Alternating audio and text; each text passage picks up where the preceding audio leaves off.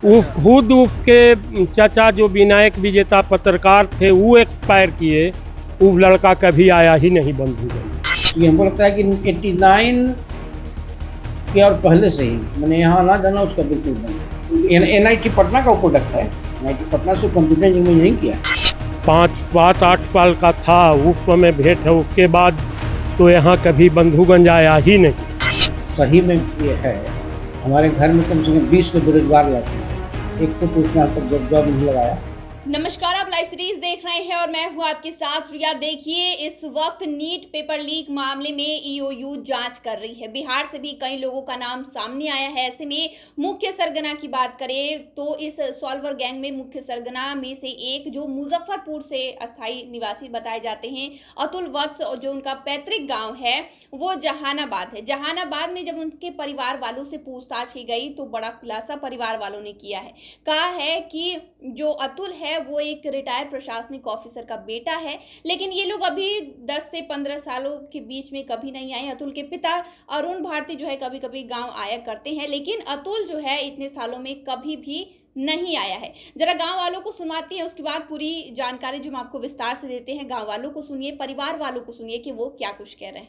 अगर solver gang में उसका नाम कहीं से आता है तो कहीं न कहीं कुछ हो सकता है संलिप्तता, लेकिन अब उसके विषय में न हम न कह सकते हैं न हाँ कह सकते हैं। हम लोगों को उसकी कोई जानकारी नहीं, कोई वास्ता ही नहीं है। अगर उस सॉल्वर गैंग का सही में ये है, हमारे घर में कम से कम 20 को बेरोजगार लड़के हैं, एक को तो उसने आज तक जॉब नहीं लगाया। अगर वही काम करता है तो अपने घर के मेंबर को भी करना चाहिए था।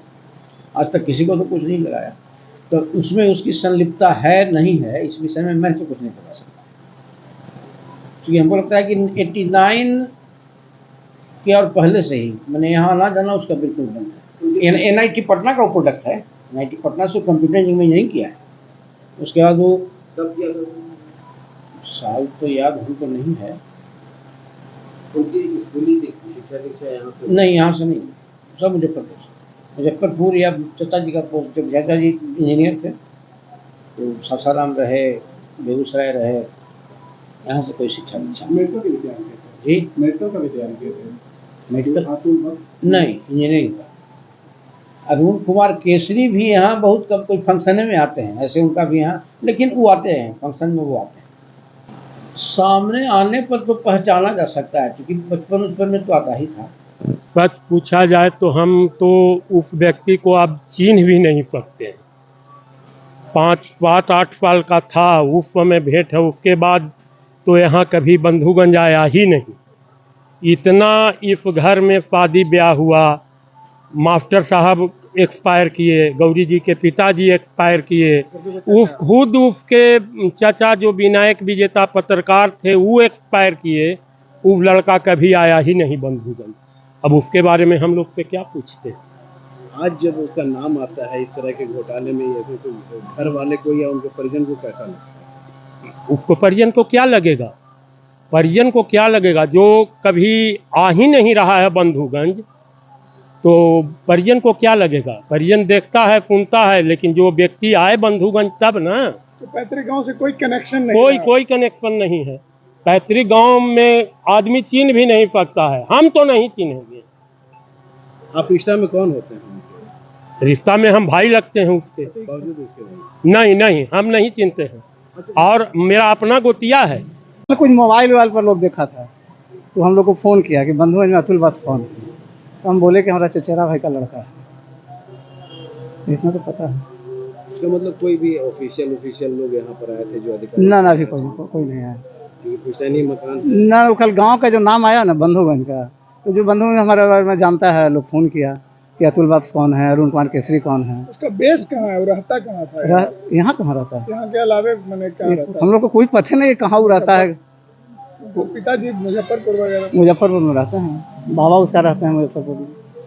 तो आपने सुना रिश्तेदारों को जिन्होंने पूरी जानकारी दी है और बताया है कि अतुल जो है 25 सालों से नहीं आया है इस गांव में। वो लोग पूरी तरीके से जो है मुजफ्फरपुर में शिफ्ट हो चुके हैं, लेकिन अतुल का जो पैतृक गांव बताया जाता है वो जहानाबाद का बंधुगंज का रहने वाला है। जबकि इसको लेकर वहां के लोगों का कहना है, जो रिश्तेदार हैं वो कहते हैं कि हमसे मिलने भी वो लोग कभी नहीं आते हैं। वहीं उनके पिता अरुण केसरी जो है कभी कभार गांव आया करते हैं।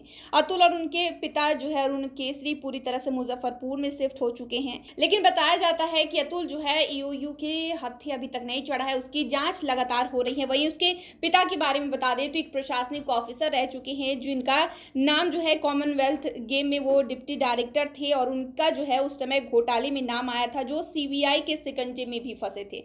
ऐसे में बताया जा रहा है कि पढ़ाई के दौरान अतुल की दोस्ती जो है अलग अलग लोगों से हुई और वो जो है मेडिकल की पढ़ाई भी करता था, लेकिन वो उसमें सफल नहीं रहा।